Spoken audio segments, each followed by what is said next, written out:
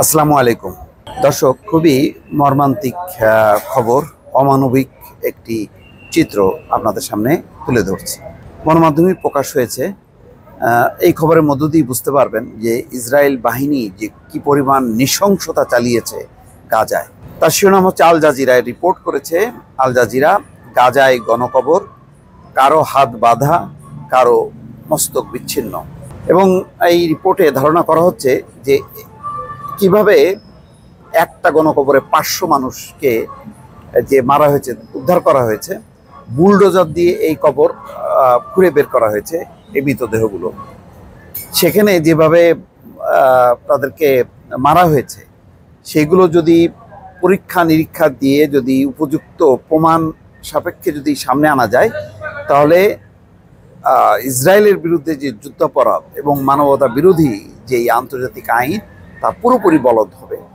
এখন সেটি কতখানি প্রয়োগ করা যাবে সেটি বলা যাচ্ছে না, কিন্তু যে চিত্রটা তুলে ধরেছে আল জাজিরার প্রতিবেদনে সেটি ভয়ঙ্কর।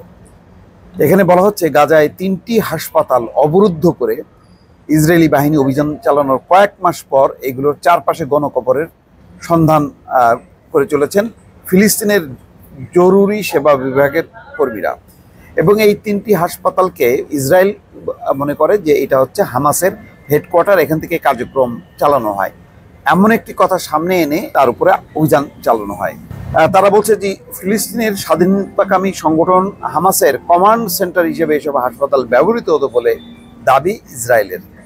ফিলিস্তিনের কর্মকর্তারা জানিয়েছেন গাজার বিভিন্ন গণকবরে 5 শতাধিক মানুষের মৃতদেহ খুঁজে পাওয়া গেছে। এসব মরদেহের কোনোটিতে অঙ্গচ্ছেদ ও নির্যাতনের চিহ্ন রয়েছে। ইসরায়েল গাজায় যে যুদ্ধাপরাধ করেছে এগুলো তারই প্রমাণ। অবশ্য ইসরায়েলের সামরিক বাহিনী যুদ্ধাপরাধের এমন অভিযোগ ভিত্তিহীন বলে উড়িয়ে দিয়েছে।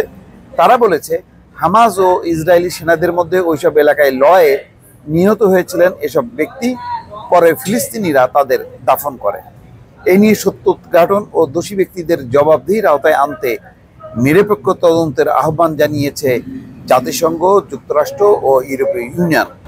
জাতিসংঘের মুখপাত্র স্টিফেন দুজারিক বলেন, সব ফরেনসিক প্রমাণ ভালোভাবে সংরক্ষণ করাটা জরুরি, কিন্তু গাজার সর্বদক্ষিণের ও অতি ঘনবসতিপূর্ণ শহর রাফায় হামলা জোরদার করেছে ইসরায়েল, বন্ধ করে দিয়েছে মিশরের সঙ্গে সীমান্তের যে ক্রসিং বন্ধ করে দিয়েছে। এতে এই উপত্যকায় ফরেনসিক দল পাঠানো বা গণকবরের সন্ধান চালানোর জন্য প্রয়োজনীয় উপকরণ সরবরাহ করা সম্ভব হচ্ছে না। আর দাফনের স্থানগুলো চলছে এলোমেলো খোঁড়াখুড়ি ও প্রমাণ সংগ্রহের কাজ। বিশেষজ্ঞরা বলছেন ইসরায়েলের যুদ্ধাপরাধ সংগঠনের পক্ষে প্রমাণ পাওয়া যেতে পারে এমন সব স্থানে এরকম প্রতিবন্ধকতা সত্যের সন্ধান পাওয়াকে কঠিন করে তুলবে। তবে এই ঘটনায় ন্যায় বিচার পাওয়ার আশা সব শেষ হয়ে যাবে সেটাও না। খান ইউনুস শহরে নাসের মেডিকেল কমপ্লেক্সে 3টি গণকবরের সন্ধান পাওয়া গেছে। 3টিতে পাওয়া গেছে গাজা সিটির আল শিফা হাসপাতালে ও বেইত লাহিয়ার কামাল আদওয়ান হাসপাতালের একটি। সেখানে বলা হচ্ছে যে 44 জনের একটা হাসপাতালে 44 জনের মরদেহ রাখা হয়েছে। মরদেহগুলো বিকৃত হয়ে যাওয়ায় পরিচয় শনাক্ত করা সম্ভব হচ্ছে না। তবে কারো সঙ্গে পাওয়া গেছে পরিচয়পত্র এবং কাউকে তাদের স্বজনরা পোশাকের নমুনা দেখে চিহ্নিত করেছেন। মোহাম্মদ জানিন জানান, ছবি তুলে ও ভিডিও করে সব মরদেহের ব্যাপারে তথ্য নথিভুক্ত করে রাখছেন বেসামরিক প্রতিরক্ষা বাহিনীর সদস্যরা। তাদের সঙ্গে আছে সামান্য সুরক্ষা। দর্শক, ভয়ঙ্কর অবস্থা। মানে আশঙ্কা করা হচ্ছে যে কাউকে জীবন্ত পুঁতে ফেলা হয়েছে। মানে কারোর শরীরে, যেহেতু হাসপাতালে অভিযান চালিয়েছে, হাসপাতালের পোশাক পরা আছে, কারো হাত বাঁধা, কারো অঙ্গচ্ছেদ, মানে একটা নির্মম অমানবিকতা, যেটা সেই দৃশ্যগুলো বা সেই লাশের উপর যেই মানে পর্যবেক্ষণ, তা থেকে সেই চিত্রগুলো সামনে আসছে। দর্শক, ভালো থাকবেন। আল্লাহ হাফিজ।